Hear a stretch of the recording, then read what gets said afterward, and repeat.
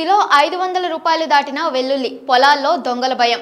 సీసీటీవీలు పెట్టుకున్న రైతులు. వెల్లుల్లి ధర రోజురోజుకి రెక్కలు వస్తుండడంతో సామాన్యులు గగ్గోలు పెడుతున్నారు. అయితే కొనడానికి అందుబాటు ధరలో లేదని వినియోగదారులు వాపోతుంటే ఆ వెల్లుల్లి పండించే రైతులకు మరో కష్టం వచ్చి పడింది. వెల్లుల్లి ధర పెరగడంతో దొంగలు తమ పొంట పొలాల్లోకి దూరి వెల్లుల్లిని ఎత్తుకుపోతున్నారని ఆవేదన వ్యక్తం చేస్తున్నారు. వెల్లుల్లి ధరలు పెరిగినందుకు సంతోషించాలో లేక దొంగల భయం పట్టుకుందని భయపడాలో అర్థం కావడం లేదని వాపోతున్నారు. ఈ క్రమంలోనే తమ పొంట పొలాల్లో సీసీ కెమెరాలను బిగిస్తున్నారు. అవి ఉంటే దొంగలు తమ వెల్లుల్లి పంటను ఎత్తుకెళ్లరని భావిస్తున్నారు. అయితే సాధారణంగా ఇళ్లకు, దుకాణాలకు, కార్యాలయాలకు సీసీ కెమెరాలు పెట్టుకోవడం చూస్తూ ఉంటాం. తాజాగా వెల్లుల్లి ధరలు భారీగా ఎగబాకడంతో ఏకంగా పంట పొలాల్లో కూడా సీసీటీవీలు కనిపిస్తున్నాయి. అయితే గతేడాది టమాటాల ధరలు భారీగా పెరిగినప్పుడు రైతులు వినూత్నంగా ఆలోచించి ఈ సీసీటీవీలను పొలాల్లో అమర్చుకోవడం ప్రారంభించారు. ప్రస్తుతం మార్కెట్లో నాణ్యమైన వెల్లుల్లి కిలో ధర 500 దాటిపోవడంతో రైతులు జాగ్రత్త చర్యలు చేపట్టారు. మధ్యప్రదేశ్ లోని చింద్వాడ జిల్లా